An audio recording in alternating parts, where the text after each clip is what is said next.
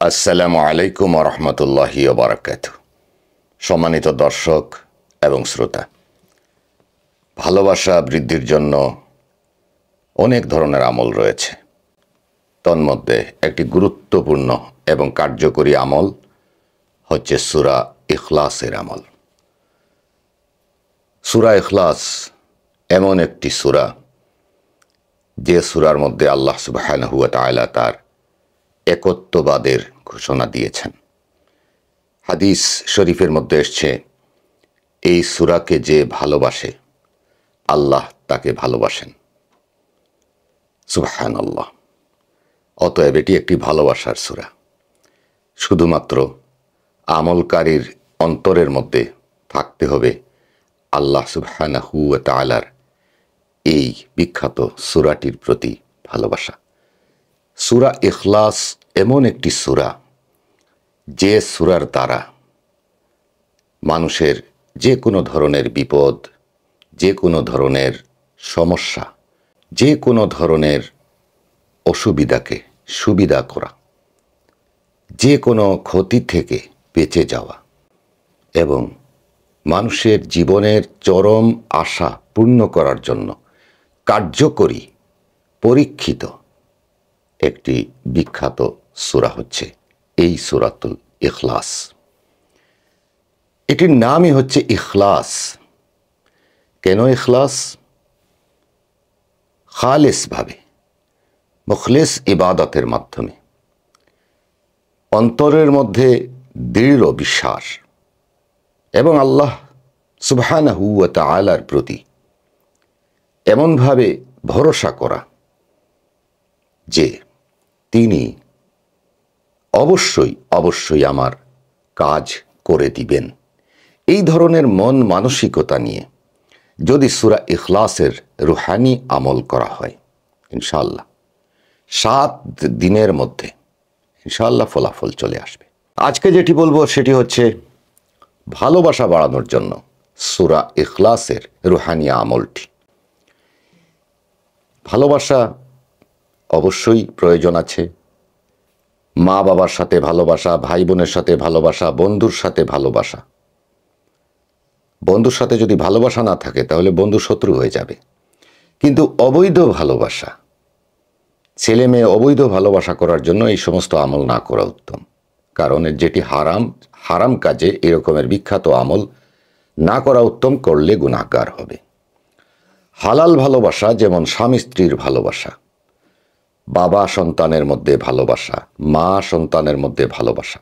সন্তান মা বাবাকে ভালোবাসে না, আবার অনেক মা বাবা কোনো সন্তানকে ভালোবাসে না। স্বামী স্ত্রীকে ভালোবাসে না, স্ত্রী স্বামীকে ভালোবাসে না। তখন এই আমলটি অত্যন্ত কার্যকরী। কিভাবে এই রুহানি আমলটি করবেন সংক্ষেপে বলে দিচ্ছি। প্রতিদিন এশার নামাজের পরে, যখন আপনার অন্যান্য দোয়া তাসবিহ তাহলিলও শেষ হয়ে গেছে, এখন আপনি মুসাল্লা উঠিয়ে আপনি ঘরে চলে যাবেন। আপনি যদি মসজিদে নামাজ পড়েন তাহলে আপনি মসজিদ থেকে বাড়িতে এসেও করতে পারেন।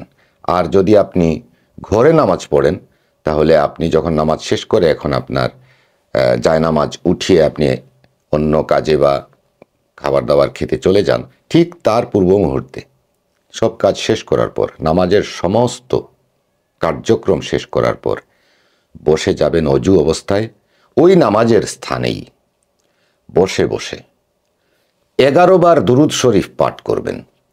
আর সেটি হবে দুরুদ ইব্রাহিম, যেটি আমরা নামাজে পড়ে থাকি। আল্লাহুম্মা সাল্লি আলা, আল্লাহুম্মা বারিক আলা, যে দুরুদ আছে সেই দুরুদটি।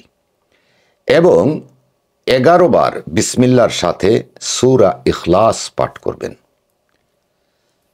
প্রথমে আউযু বিল্লাহি মিনাশ শাইতানির রাজিম পড়ে নেবেন, আর পরে বারবার বিসমিল্লাহ পড়বেন। আউযু বিল্লাহ পড়তে হবে না, শুদ্ধভাবে পড়তে হবে।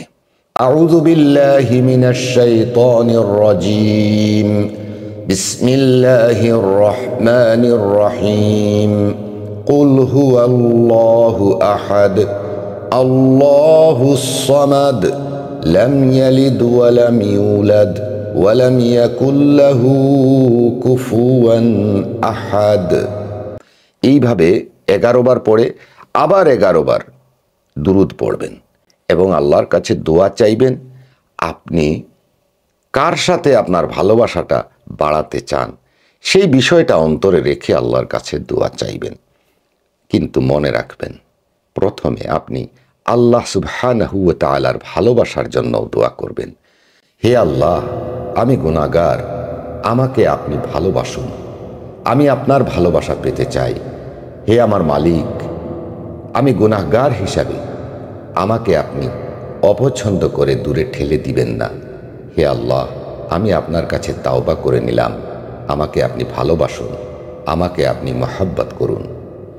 এরপরে আপনার মনের যে ভালোবাসা আছে সেটা বলবেন।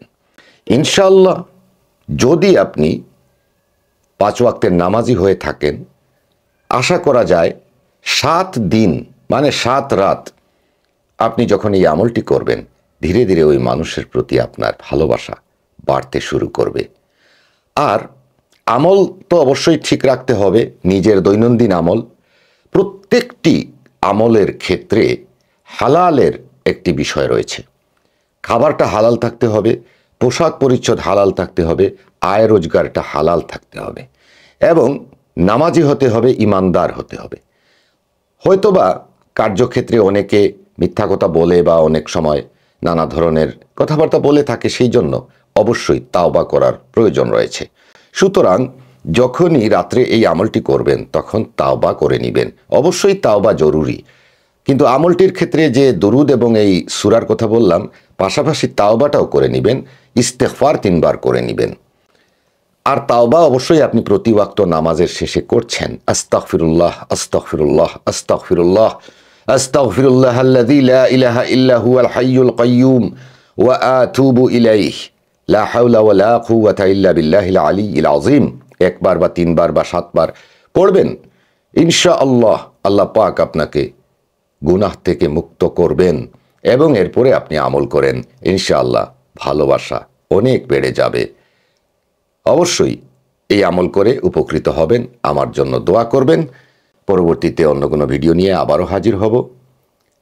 ততক্ষণে সবাই ভালো থাকুন, সুস্থ থাকুন। আল্লাহ হাফিজ। আসসালামু আলাইকুম ওয়া রাহমাতুল্লাহি ওয়া বারাকাতুহু।